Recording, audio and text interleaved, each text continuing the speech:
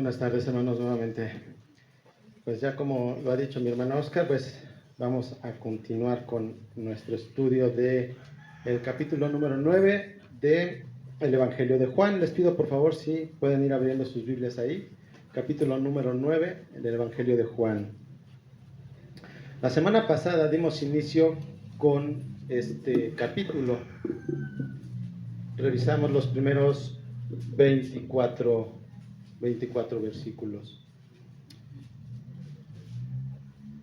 Arely, ¿me ayudas por favor? Ok, vamos a recordar un poquito rápidamente qué es lo que veíamos en esos 24 versículos. Todo empieza en este capítulo número 9 con el primer versículo, que obviamente, ¿verdad? Pero nuestro Señor Jesucristo dice lo siguiente: al pasar Jesús vio a un hombre ciego de nacimiento. Y hablábamos de este hombre, cómo era que él vivía. Y veíamos la ciudad de Jerusalén. ¿Podemos pasar a la siguiente lámina, por favor, Ali? Entonces, nuestro Señor Jesucristo sanó a este hombre, le untó, hizo lodo y se lo untó en los ojos y le dijo: ve al estanque de Siloé y lávate. Entonces, veíamos ahí que este hombre recorrió esta calle. Aquí tenemos el estanque. Era un hombre ciego y fue en obediencia a Jesús. Pero lo que quiero resaltar para poder seguir adelante con los versículos que revisaremos el día de hoy son algunas cosas referentes a este hombre. Jesús, como decimos, vio a este ciego de nacimiento. Este hombre sufría, porque como hemos dicho, tenía que depender de ciertas personas, porque vemos que la ciudad no era un lugar apto para una persona con esta carencia de vista. La siguiente, por favor. Entonces, como decimos, necesitaba siempre ser guiado por alguien. Él pedía limosna, y entonces necesitaba que alguien le llevara a ese lugar. Y obviamente después regresar a su casa. Entonces, pero no solamente esto era algo que de por sí ya conllevaba un sufrimiento para esta persona, estar dependiendo de las personas para poder hacer lo que él necesitaba, sino que también veíamos que en aquella época los judíos pensaban o tenían la creencia de que todo sufrimiento era consecuencia del pecado. Y este hombre, al haber nacido ciego, tenía ese estigma de que esto era una consecuencia del pecado. Por lo tanto, los judíos seguramente rechazaban a este hombre. Entonces, vemos aquí que este hombre está en ese sufrimiento y Jesús voltea y lo mira. Pero también veíamos que nuestro Señor Jesucristo, a la pregunta que le hicieron en el versículo número 2, contesta y les dice que no siempre el sufrimiento es consecuencia del pecado. Lo deja claro. Pero también les dice que en esas situaciones, que cuando alguien sufre, es ahí donde podemos ver el poder, la misericordia, la bondad y la piedad de Dios. Muchas veces es en esas situaciones en las que podemos ver todo esto en el Señor, del Señor. A lo largo también de estos versículos pudimos ver que este hombre fue llevado delante de los fariseos. Por favor, Ali. Aquí vemos que él fue llevado delante de los fariseos y en una de las preguntas que le hacen, él asevera y asegura que Jesús es un profeta por el milagro que ha realizado en él. Aquí mismo vemos cómo los fariseos, cuando él les ha estado contestando las preguntas, le dice a este hombre que al haber hecho Jesús este milagro, la manera en cómo lo hizo, lo acusan ¿de qué? ¿De qué decíamos? ¿De qué lo acusaban los fariseos? Uno a la vez. ¿De quebrantar qué? El día de reposo. Específicamente, ¿qué acción fue de la que lo acusaba? ¿Alguien recuerda? Amasar. Entonces, acusaban a Jesús por haber amasado el barro. Y por ello estaba quebrantando el día de reposo. Vemos la religiosidad de este grupo religioso. También veíamos que conforme más pasaba el tiempo, entre más le preguntaban a este hombre, él iba creciendo en entendimiento. Aquí en esta lámina vemos que él ya ha contestado que es un profeta, pero cuando los vecinos, que fueron quienes le preguntaron primeramente, él dijo: el hombre llamado Jesús untó lodo en mis ojos y dijo que me fuera a lavar. Entonces primero dijo que era un hombre llamado Jesús y después dijo que era un profeta. Y es aquí donde nos encontramos. Está este hombre delante de los fariseos. En el versículo 25, que es ahí donde vamos, 24, que es donde vamos a empezar nuestra lectura, los fariseos inician un segundo interrogatorio a este hombre, dado que no pudieron obtener tampoco nada que le sirviera a sus propósitos del interrogatorio que habían hecho también a los padres de este hombre que había nacido ciego. Así que vamos a leer los primeros dos versículos de este estudio, versículos 24 y 25. Dice así la palabra del Señor. Por segunda vez los judíos llamaron al hombre que había sido ciego y le dijeron: da gloria a Dios. Nosotros sabemos que este hombre es un pecador. Entonces él les contestó: si es pecador no lo sé. Una cosa sé, que yo era ciego y ahora veo. Bien, este segundo interrogatorio empieza con una frase: da la gloria a Dios. Por favor, Ali. Esta es la frase con la que inicia este interrogatorio. ¿Pero qué significa esta frase? Por favor, Ali. Esta frase lo que en realidad quiere decir es: di la verdad en la presencia y en el nombre de Dios. Esto era una frase de advertencia solemne para inducir a que este hombre dijera la verdad. ¿Por qué decimos esto? Bueno, en el Antiguo Testamento se ocupa esta frase en algunos pasajes. Por favor, Ali. En Josué capítulo 7, versículo 19, nos dice lo siguiente: entonces Josué dijo a Acán: hijo mío, te ruego, da gloria al Señor, Dios de Israel, y dale alabanza. Declárame ahora lo que has hecho, no me lo ocultes. Es una frase que nos hace un llamado a que se diga la verdad en el nombre de Dios. Y como lo podemos ver, se usa en los interrogatorios. Entonces, los judíos, los líderes religiosos, le piden a este hombre que había nacido ciego que diga la verdad en la presencia y el nombre de Dios.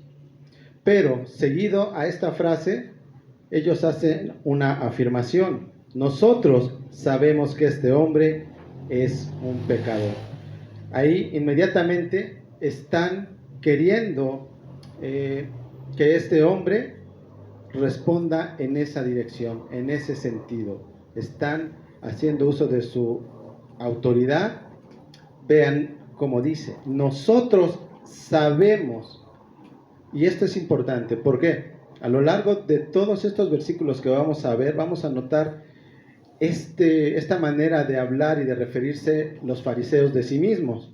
Nosotros sabemos. Esta frase la podemos ver, en esta frase podemos ver una arrogancia, una soberbia. O sea, nosotros, los fariseos, los que conocemos la ley, sabemos que este hombre es un pecador. Pero ¿cuál fue la respuesta del hombre?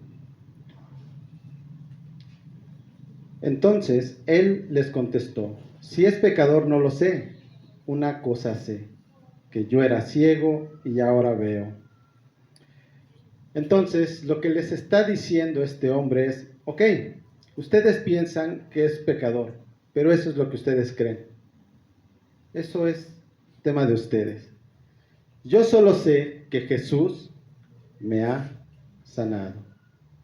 Él no se mete a debatir este tema con ellos. ¿Por qué? Para él esto es irrelevante, porque lo que tiene claro es que Jesús lo ha sanado. El hombre no se ha dejado intimidar por los fariseos. Ustedes podrán imaginarse delante de este grupo de líderes religiosos que dirigen realmente al pueblo de Israel. Él está presente delante de ellos, pero no se ha dejado intimidar en ningún momento. A lo largo de todos estos versículos que vimos la semana pasada y en esto, vemos que este hombre se mantiene firme. ¿Qué sucede después de que este hombre da esta respuesta a los fariseos? Versículos 26 y 27. Ellos volvieron a preguntarle: ¿qué te hizo? ¿Cómo te abrió los ojos? Él les contestó: ya les dije y no escucharon. ¿Por qué quieren oírlo otra vez? ¿Es que también ustedes quieren hacerse discípulos suyos? Vemos que los fariseos insisten en la misma pregunta. Una y otra vez preguntan lo mismo. Entonces podemos ver que la intención clara de los fariseos es que este hombre en algún momento cometa un error diciendo alguna contradicción para poder desacreditar lo que él ha venido sosteniendo. Los fariseos se muestran totalmente incrédulos. Recordemos que este hombre fue llevado por sus vecinos y por toda la gente que le vio después de que le fue dada la vista, y ellos lo llevaron ante los fariseos. Estaban esta gente ahí. Vinieron sus padres y afirmaron que él había nacido ciego y ahora estaba viendo. Los fariseos tenían la evidencia delante de ellos, pero no lo querían reconocer. Entonces, el hombre, a la pregunta de los fariseos, a las dos preguntas, ¿de qué te hizo y cómo te abrió los ojos?, responde: ya les dije y no escucharon. ¿Por qué quieren oírlo otra vez? Aquí vemos que el hombre, al ver la insistencia sobre la misma pregunta, está llegando a una situación como de perder la paciencia. Me están preguntando lo mismo una y otra vez. Y dice: ¿por qué quieren oírlo otra vez? Podemos entender que este hombre lo que está queriendo transmitir es que no tiene sentido que él vuelva a decir lo que ya ha dicho en veces anteriores. ¿Por qué? Porque así lo diga 10, 20 o 30 veces, ellos no lo van a creer. Entonces, el hombre termina su respuesta con una pregunta. Una pregunta en la que ya también podemos ver tal vez un tono de sarcasmo de este hombre. Él pregunta: ¿es que también ustedes quieren hacerse discípulos suyos? ¿Por qué decimos que hay algo de sarcasmo en esta pregunta? Porque todos sabemos que desde el capítulo número 5, los fariseos están buscando cualquier pretexto. ¿Para qué? Para matar a Jesús. Entonces, este hombre nos deja ver que ahí hay un poco de sarcasmo, porque él no ve razón para que les vuelva a repetir lo que ya ha dicho, más que para que ellos se conviertan en discípulos de Jesús. Entonces, ¿qué podemos ver en este momento? Recordemos, cuando le cuestionan por primera vez a este hombre cómo le fue dada la vista, él dijo exactamente lo que le dijo Jesús, se lo dijo a sus vecinos, a quienes lo vieron. Después se lo dijo a los fariseos. Pero ahora, si nos damos cuenta, esto ha dejado de ser un interrogatorio. Siempre le cuestionaban a él y él respondía. Ahora, ¿qué está sucediendo? ¿Por qué quieren oírlo otra vez?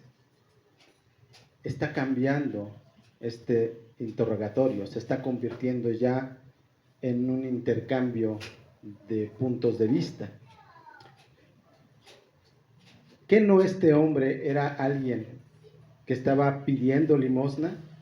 Que era tal vez rechazado por toda la gente a consecuencia de la creencia que su condición era a causa del pecado, y hoy está delante de los que dirigen a la nación de Israel haciendo preguntas a ellos. ¿Cómo es que alguien puede cambiar de esta manera? Mateo 10, versículo 19.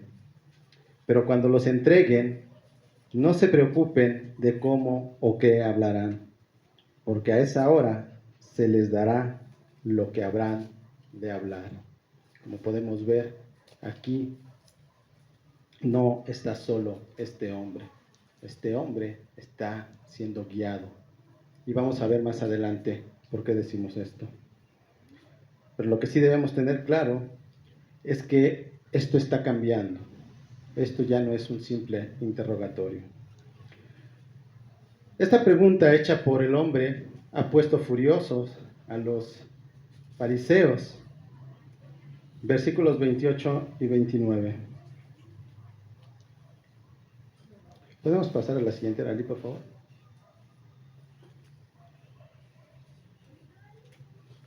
Entonces lo insultaron y le dijeron: tú eres discípulo de ese hombre, pero nosotros somos discípulos de Moisés. Nosotros sabemos que Dios habló a Moisés, pero en cuanto a este, no sabemos de dónde es. Como decimos, los fariseos se han sentido ofendidos. Ellos recurren a la descalificación, a los insultos, y le dicen a este hombre: tú eres discípulo de Jesús. Ellos tratan de minimizar a Jesús y a este hombre. Pero las palabras de los fariseos no quedaron solo ahí, sino que ellos nuevamente vuelven a hacer alarde de su erudición. Dicen que ellos, al contrario, son discípulos de nada más y nada menos que Moisés, quien habló con Dios. Entonces aquí hace referencia cuando en el monte Sinaí estuvo Moisés.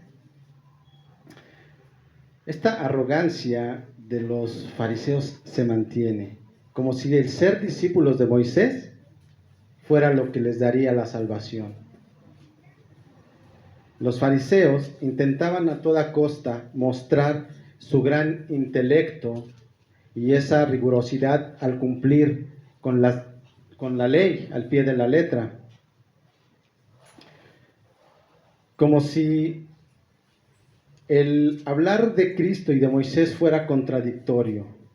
Lo que no se estaban dando cuenta a causa de esa arrogancia los fariseos es que realmente estaban mostrando ignorancia, y eso ya se los había dicho nuestro Señor Jesucristo en el capítulo 5.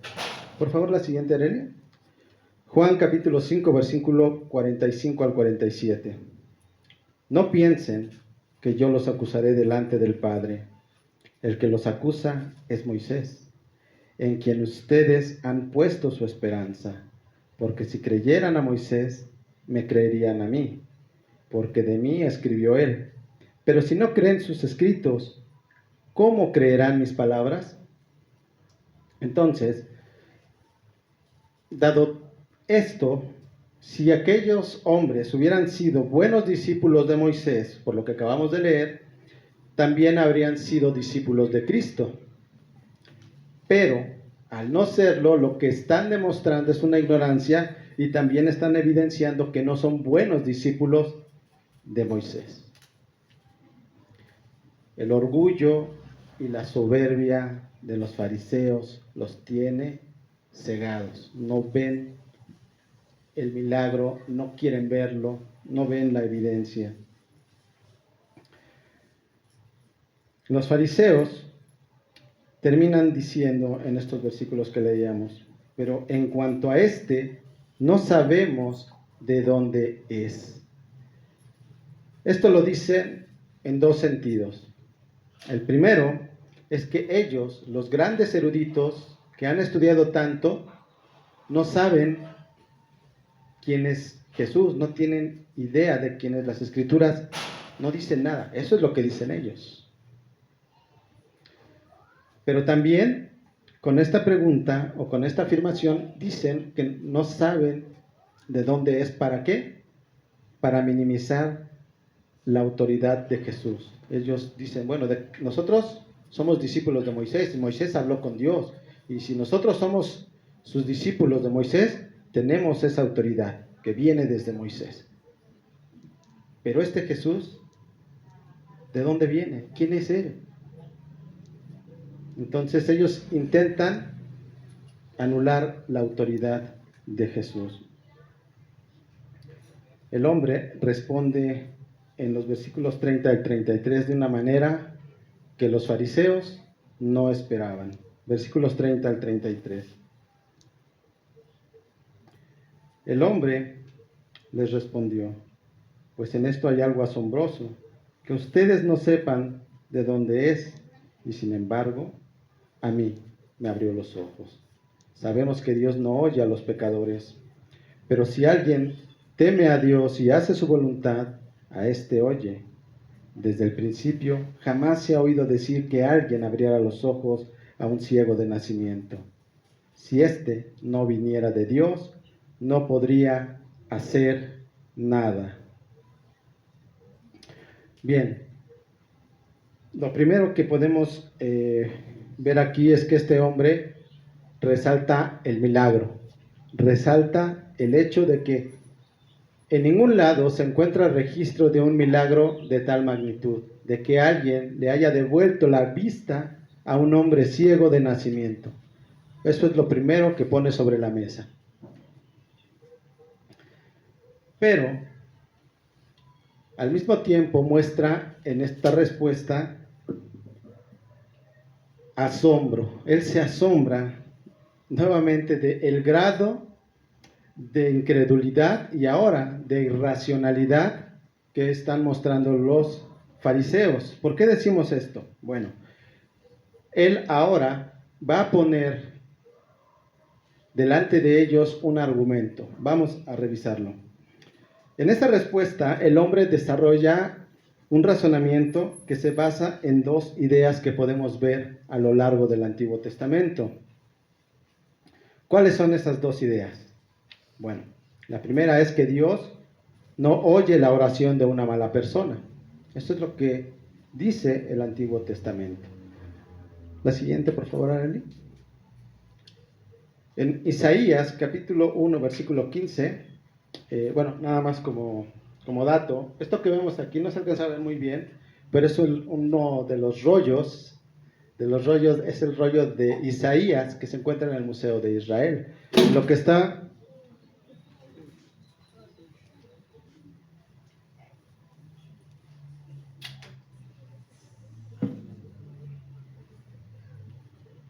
Lo que tenemos en el recuadro es precisamente el versículo 15 del capítulo 1.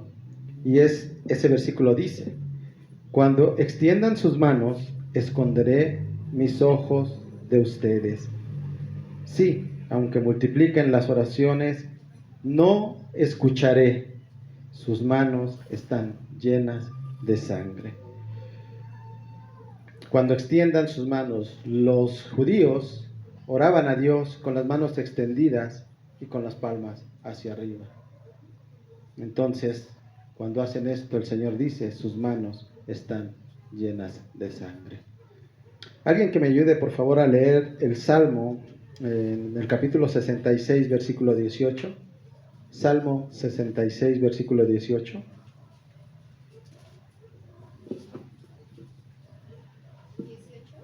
Sí, por favor. Salmo 66, 18. ¿Puedo leer yo? Claro. Si en mi corazón hubiese yo mirado la iniquidad, el Señor no me habría escuchado. Gracias, Aurelia. Entonces, como podemos ver, aquí cuando hay iniquidad en el corazón, dice, el Señor no me escuchará. Si me ayuda también alguien más a leer Ezequiel, capítulo 8, versículo 18. Ezequiel, capítulo 8, versículo 18, por favor. ¿Sí, Pablo? Fuerte, Pablo. Dice, por lo tanto responderé con furia, no les tendré compasión y les perdonaré la vida por más que clamen por misericordia. No los escucharé. Gracias, Pablo. Aquí el Señor está diciendo a Ezequiel lo que sucederá después de que el pueblo está cayendo en la idolatría. Les dice que aunque griten a sus oídos con gran voz, no los escucharán. Entonces, aquí estamos viendo esto, que Dios no oye la oración ¿de quién? De las malas personas. La segunda idea es que Dios siempre escucha la oración de los que son buenos. La siguiente, por favor, Arely. Salmo 145, versículos 18 a 19, dice, el Señor está cerca de todos los que lo invocan, de todos los que lo invocan en verdad. Cumplirá el deseo de los que le temen, también escuchará su clamor y los salvará. Entonces, ¿a quién va a escuchar? A los que lo invocan de verdad. Salmo, alguien que me ayude por favor a leer Salmo 34, versículo 15. Salmo 34, 15.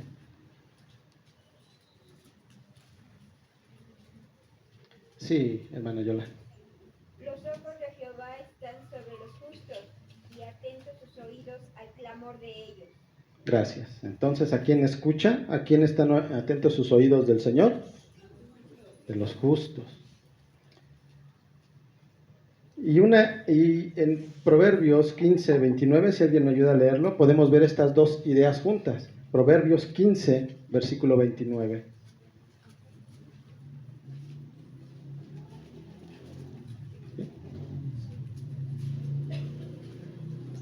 ¿Lo vas a leer, Juanita? Proverbios 15, versículo 29, por favor. El Señor está lejos de los impíos, pero escucha la oración de los justos. Gracias. Entonces, como decimos, aquí, en los versículos 31 al 33, vemos cómo el hombre que había sido ciego desarrolla un razonamiento basado en las escrituras, en que el Señor no escucha a los malos, pero sí escucha a las personas buenas. Es interesante cómo ha desarrollado este hombre este razonamiento. Vamos a llevarlo a un par de premisas, esto que acaba de decir el hombre que había sido ciego. Por favor, Arely. Entonces, lo que podríamos llevar lo dicho por este hombre a dos premisas. La primera sería, solo el que es temeroso de Dios y hace su voluntad es escuchado por Dios para hacer milagros. Por favor, Arely. Premisa 2. Jesús fue escuchado por Dios para realizar el milagro en el hombre ciego. Por favor. La conclusión de estas dos premisas es que Jesús viene de Dios. ¿Por qué? Porque fue escuchado. ¿Para qué? Para hacer el milagro. El milagro está hecho en el hombre que tienen delante los fariseos. Y si Jesús viene de Dios, por lo tanto, no puede ser un pecador. Entonces, en los versículos 31 al 33, el hombre ha desarrollado un razonamiento que viene de las Escrituras. Él no está inventando nada. Las Escrituras sostienen lo que él ha dicho. Entonces, si Jesús venía de Dios, ¿de dónde viene la autoridad de Jesús? Con esto ha dado respuesta a esas dos cuestiones. Jesús no es pecador y la autoridad viene de Dios y entonces Jesús viene de parte de Dios. Él está sustentando lo que ha dicho, que es un profeta. Que es un profeta, alguien que habla de parte de Dios. Entonces, ¿cuál fue la reacción de los fariseos a esto? Versículo 34. Ellos le respondieron: tú naciste enteramente en pecados y tú nos enseñas a nosotros, y lo echaron fuera. Entonces, los fariseos, al ver que no podían oponerse a este razonamiento, ¿qué hacen? Echan a este hombre. Recordemos que ya habían acordado los fariseos, que aquel que apoyara a Jesús o que insinuara que él era el Mesías, ¿cuál era la sanción? ¿La recuerdan? Que sería expulsado de la sinagoga. Pero decíamos la semana pasada que el ser expulsado de la sinagoga no solamente era que se le iba a prohibir entrar, podía ser eso tal vez por un periodo de tiempo, pero el castigo podía ir más allá, podía llegar al extremo de que le prohibieran entrar a la sinagoga de por vida, que fuera maldecido en público, que fuera cortado de la sociedad y por ende de Dios. Entonces, este hombre estaba llegando a esa situación. Lo han echado de la sinagoga. Lo interesante es cómo se ha dado esto.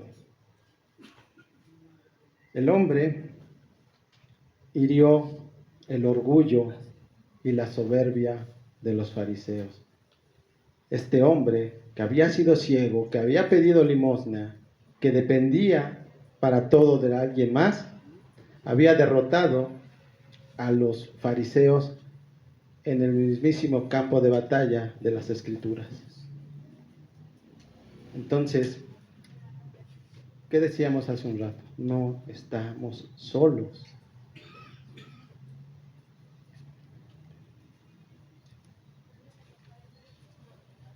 Pero los fariseos intentan salir de alguna manera bien librados y señalan que la condición en la que él había estado era consecuencia del pecado, que él estaba enteramente en pecado, por lo cual él no tenía ninguna autoridad moral para poderles hablar acerca del pecado a ellos, a los fariseos, a los discípulos de Moisés. Nuevamente vemos estas palabras de arrogancia, y tú nos enseñas a nosotros, nuevamente a nosotros, los fariseos, los discípulos de Moisés, que conocemos la ley. Entonces, este hombre ha sido expulsado de la sinagoga. Y quisiera que por un momento nos pusiéramos en los zapatos de este hombre. Como decimos, ha sido expulsado de la sinagoga. Prácticamente nadie querría tener una convivencia, una relación con él, aunque ahora podría ser independiente por tener la vista, tal vez poder trabajar, poder hacer algo para sustentarse. Había sido echado. Entonces, prácticamente nadie podría tal vez hasta comerciar con él. Estaba hecho a un lado. ¿Qué estaría pasando en esos momentos por la cabeza de este hombre? Si estuviéramos en su lugar, ¿qué pensaríamos? Yo, cuando estaba leyendo esto, me hacía las siguientes preguntas. ¿Por qué este hombre llevó la discusión hasta este punto? ¿Por qué no se detuvo y dijo algo para salir mejor librado de esta situación?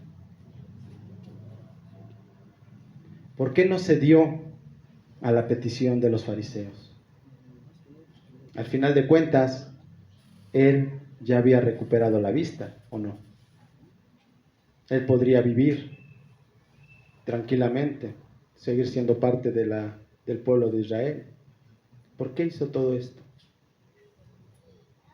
Porque él, aunque no lo sabía, pero él sentía esa obligación de decir la verdad, de mostrar la verdad y demostrar quién había sido quien lo había sanado, quién había sido quien le había cambiado la vida, de quien había sentido misericordia, de quien había recibido bondad y gracia.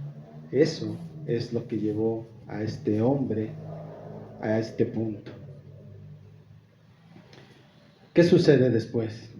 Versículos 35 al 38. Jesús oyó decir que lo habían echado fuera, y cuando lo encontró le dijo: ¿crees tú en el Hijo del Hombre? Él le respondió: ¿y quién es, Señor, para que yo crea en él? Jesús le dijo: pues tú lo has visto, y el que está hablando contigo, ese es. Él entonces dijo: creo, Señor, y lo adoró. Wow. Estos versículos son impactantes. Y hasta antes de estos versículos, aunque tal vez ya muchos hemos leído este capítulo, pero hasta este momento todo se enfoca al milagro físico que se ha hecho en este hombre de recuperar la vista.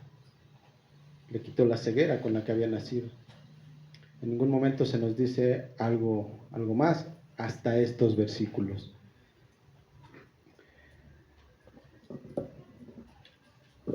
En estos versículos vemos que además de lo físico hay algo mucho más grande detrás de todo esto. Jesús no solamente le quitó la ceguera física a este hombre, sino que también le había quitado la ceguera espiritual con que también había nacido este hombre y con la cual también todos y cada uno de nosotros nacemos. La situación del hombre es que, si recordamos, sus padres habían testificado, pero le dijeron a los fariseos: arréglense con él, nosotros nos lavamos las manos. Obviamente ellos también sabían de la amenaza de los fariseos. Después lo habían echado. Entonces el hombre está ahí. Pero en el versículo 35 se nos dice: Jesús oyó decir que lo habían echado fuera, y cuando lo encontró, quiere decir entonces que si lo encontró es ¿por qué? Porque lo buscaba. Estos versículos vemos a Jesús, al Cristo, al Mesías, en busca de este hombre. ¿Para qué? Para derramar total y plenamente su misericordia, su gracia y su amor. Y esto, sin duda, a más de uno nos lleva a recordar lo que dice el Salmo, capítulo 27, versículo 10. Si alguien me ayuda, por favor, a leerlo. Salmo 27, versículo 10. Sí, hermanita. Aunque mi padre y mi madre me dejaran, con todo Jehová me recogerá. Gracias. Vemos en este hombre plasmado este versículo cuando Jesús va en busca de él. Y un padre de la iglesia llamado Crisóstomo dijo algo similar, pero viene en referencia a esta situación que está viviendo este hombre. Crisóstomo dijo alguna vez: los judíos le echaron del templo, pero el Señor del templo le encontró. Una vez que Jesús encontró a este hombre que él había sanado, le hace una pregunta. ¿Crees tú en el Hijo del Hombre? Por el contexto que tenemos, podemos entender que este hombre que Jesús había sanado entendía plenamente la pregunta. ¿Crees tú en el Hijo del Hombre? ¿Por qué? Porque el argumento que hace unos versículos explicábamos nos daban a entender que este hombre conocía las Escrituras. Entonces, seguramente este hombre también conocía lo escrito en Daniel capítulo 7. Daniel capítulo 7, versículos 13 al 14. Por favor, Arely. Más adelante, por favor. Más. No. Atrás, entonces. Atrás. Ahí, por favor. Sí, era ahí, perdón. ¿Alguien lo puede leer, por favor? Daniel 7, versículos 13 al 14. Solo uno. ¿Sí, Oscar? Sí, bueno. ¿Te quieres acercar? Sí, veo todavía. Seguí mirando en las visiones nocturnas y en las nubes del cielo. Venía uno como hijo de hombre, que se dirigió al anciano de días y fue presentado ante él. Le fue dado dominio, gloria y reino, para que todos los pueblos, naciones y lenguas le sirvieran. Su dominio es un dominio eterno que nunca pasará, y su reino uno que no será destruido. Gracias, Oscar. Entonces, como podemos ver, es una clara referencia ¿a quién? Al Mesías, el Hijo de Hombre. Entonces, la pregunta que le está haciendo Jesús a este hombre es, ¿crees tú en el Mesías? ¿Qué responde este hombre? ¿Y quién es, Señor, para que yo crea en él? Cuando alguien ha perdido alguno de sus sentidos, ¿qué sucede con los otros sentidos? Se desarrollan y se potencializan más. Entonces, no lo dice la Escritura, pero seguramente tenía muy desarrollado, obviamente al ser de nacimiento ciego, el oído lo podría haber tenido muy desarrollado este hombre. Jesús está hablando con él. Entonces, la expresión ¿y quién es Señor? No se refiere a Señor en la parte divina, sino a una situación de respeto a alguien, a otra persona, en este punto. Pero, por lo dicho anteriormente, podemos entender que él sabía que estaba hablando con el que él había dicho que era un profeta. Entonces, por eso le pregunta y confía, dime quién es él para que yo crea. Porque lo que le diga a él puede confiar en eso, él lo ha sanado y él ha dicho que él es un profeta. Entonces le dice, ¿quién es él para creer en él? ¿Ustedes se imaginan recibir la siguiente respuesta de quien la dice? Pues tú lo has visto y el que está hablando contigo, ese es. Jesús mismo le revela a este hombre su verdadera identidad. Él le dice que está frente al Mesías. Este hombre, como ya hemos dicho, le fue quitada la ceguera espiritual. Pudo ver al Mesías, pudo ver lo que él había hecho en su vida. Había cambiado su vida. Le había mostrado amor, le había mostrado bondad, piedad, tantas cosas que le ha mostrado, que lo único que pudo hacer, o lo único que pudo decir y hacer es, creo, Señor, y lo adoró. Y en estos hechos, podemos tal vez vernos reflejados cada uno de nosotros.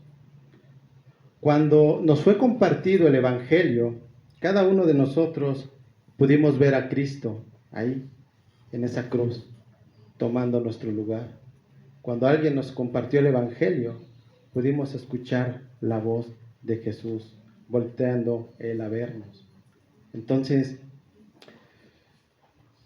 cuando nosotros vemos a Cristo, no podemos hacer otra cosa. ¿Qué otra cosa podemos hacer? ¿O qué debemos hacer?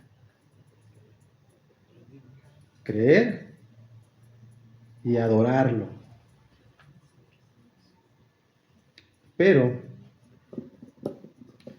no todos dejan la ceguera espiritual. Versículo 39. Y Jesús dijo: yo vine a este mundo para juicio, para que los que no ven vean y para que los que ven se vuelvan ciegos. Si una persona se encuentra con Jesús, empieza a conocer a Jesús, solo hay dos opciones. Ahí, esta persona por sí misma obtiene un veredicto. Lo siguiente, por favor, Arely. Y eso ya lo habíamos visto en semanas anteriores. Juan capítulo 3, versículos 17 y 18. Porque Dios no envió a su Hijo al mundo para juzgar al mundo, sino para que el mundo sea salvo por él. El que cree en él no es condenado, pero el que no cree ya ha sido condenado, porque no ha creído en el nombre del unigénito Hijo de Dios. O es A o es B. O es sí o es no. O es blanco o es negro. No podemos tener un pie aquí y un pie acá. O creemos y somos salvos, o no creemos y somos condenados. Por eso Jesús dice: yo vine a este mundo para juicio, pero no es el juicio que esperamos en su segunda venida, sino es por esto que nos dice Juan aquí en estos versículos. Por último, versículos 40 al 41. Algunos de los fariseos que estaban con él oyeron esto y le dijeron: ¿acaso nosotros también somos ciegos? Jesús les dijo: si ustedes fueran ciegos, no tendrían pecado, pero ahora, porque dicen vemos, su pecado permanece. Nuevamente, vemos la constante de los fariseos. ¿Acaso nosotros, los fariseos, también somos ciegos? O sea, siguen en esa arrogancia. Es por ello que nosotros, hermanos, debemos tener cuidado con eso, con la soberbia, con la arrogancia, porque como hemos podido ver a lo largo de este capítulo, lo que les provocaba a los fariseos era mantenerse en esa ceguera espiritual. Ellos no pudieron ver todo lo que este hombre que había sido sanado por Jesús pudo ver, aún con toda su erudición y su conocimiento de las Escrituras. Ellos no fueron capaces de ver al Mesías, no fueron capaces de reconocer el milagro que él había hecho. Entonces, debemos tener cuidado, porque veamos el grado al que nos llevan estos pecados, la soberbia y el orgullo. Y es así. El pecado es tan, pero tan fuerte que no nos permite, cuando no conocemos a Jesús, que no nos permite darnos cuenta que estamos en pecado. Siempre seremos para nosotros, creo que todos recordaremos aquellos tiempos en que pensábamos que éramos personas buenas, que el vecino era el malo, que el de enfrente era peor, pero yo era bueno. Entonces, el pecado es tan fuerte que nos ciega y no nos deja ver nuestra verdadera condición y nuestra verdadera posición delante de Dios. Y por ende, aquí viene el problema. Si pensamos eso, creemos que no necesitamos ser salvados de nada. Y si no necesitamos ser salvados de nada, pues no necesitamos un Salvador. Y es ahí donde el mundo nos tiene. Hasta que viene Jesús y nos libra de esa ceguera espiritual. Ya para terminar, quisiera mencionar solo algunos puntos que veíamos. Por favor, Arely. ¿Qué es lo que hace Jesús en nuestra vida? Y esto es lo que vimos a lo largo de todo este capítulo número 9. ¿Qué es lo que ha hecho Jesús en la vida de aquellos que son creyentes? Ahora, si hay alguien aquí que no ha creído en Jesús, no es casualidad que esté aquí. Jesús ha volteado. Quisiera que leyeras este versículo 1. Al pasar Jesús, vio a un hombre ciego de nacimiento. Hoy Jesús te está hablando. Si tú no has creído y no has nacido de nuevo, Jesús está volteando a verte. Y esto es lo que Él ha hecho en la vida de todos los creyentes y de todos los que serán creyentes. Por favor, Arely. Bueno, como decíamos, Jesús nos permite darnos cuenta que somos ciegos espiritualmente. Él nos da esa capacidad. Por favor, Arely.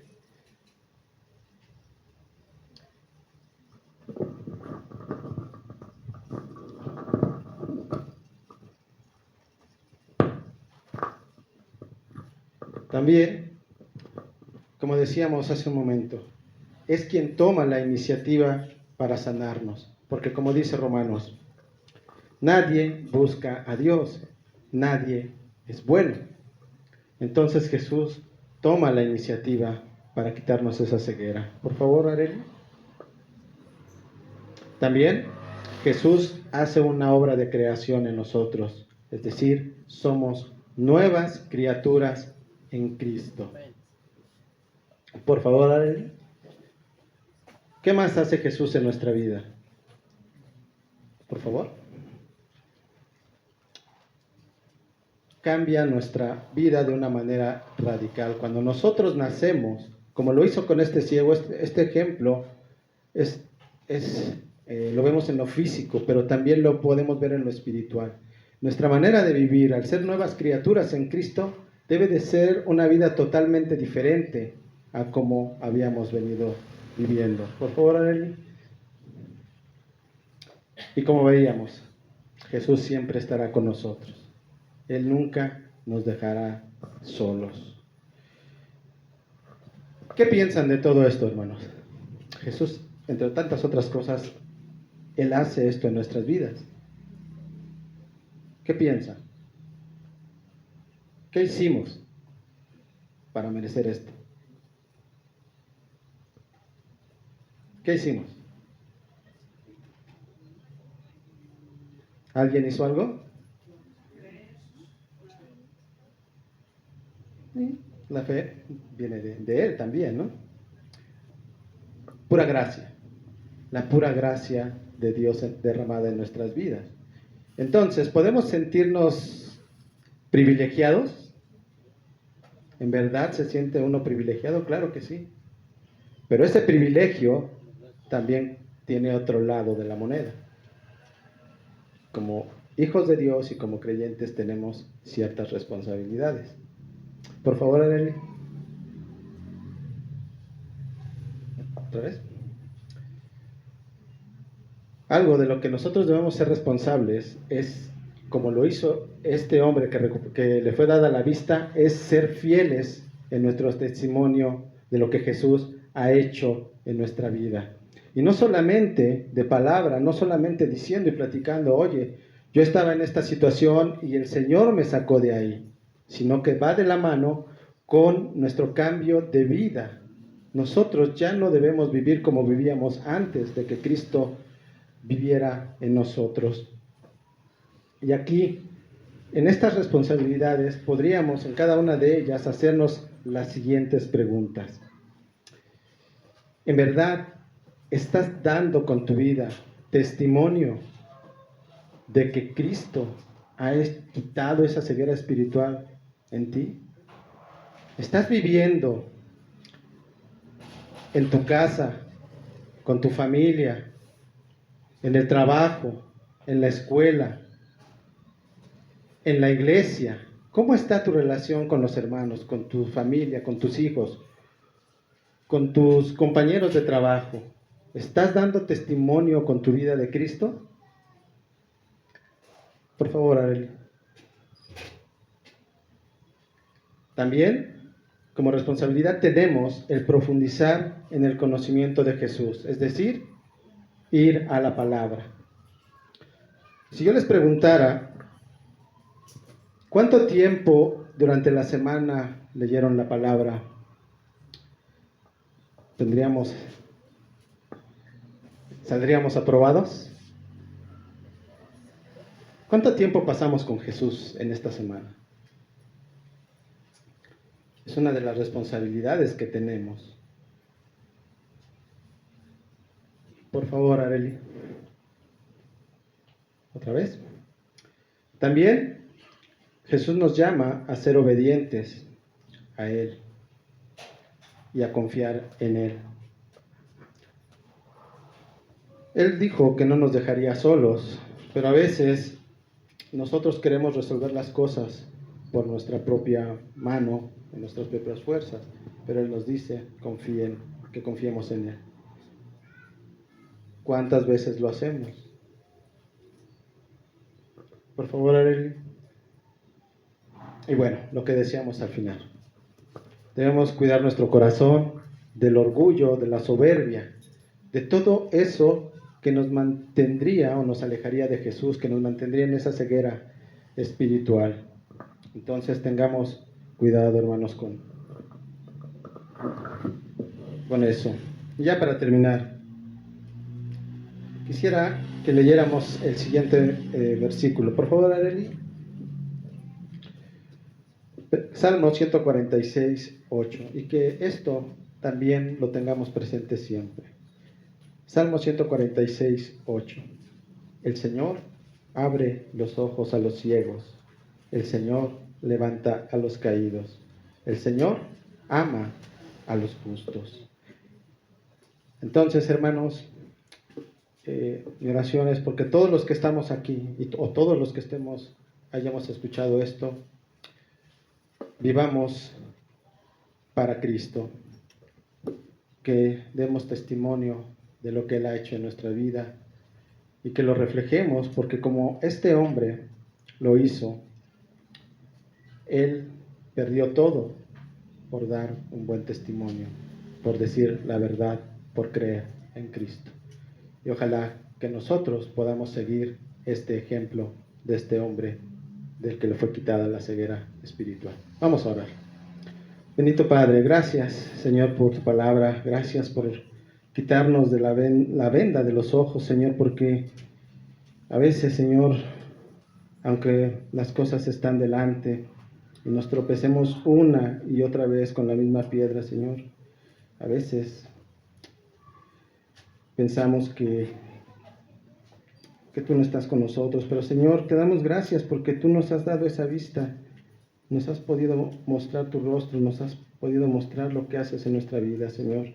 Te damos gracias, Señor, y oramos por todos aquellos que han de ver tu rostro también, Señor. Oramos por aquellos que han escuchado tu palabra en todo el mundo para que ellos puedan reconocerte también como su Salvador, que ellos puedan quitarse esa ceguera espiritual, que tú hagas ese milagro, Señor, como lo has hecho en nosotros, y que nosotros, Señor, siempre tengamos presente y valoremos eso que tú has hecho por nosotros y vivamos para ti, Padre.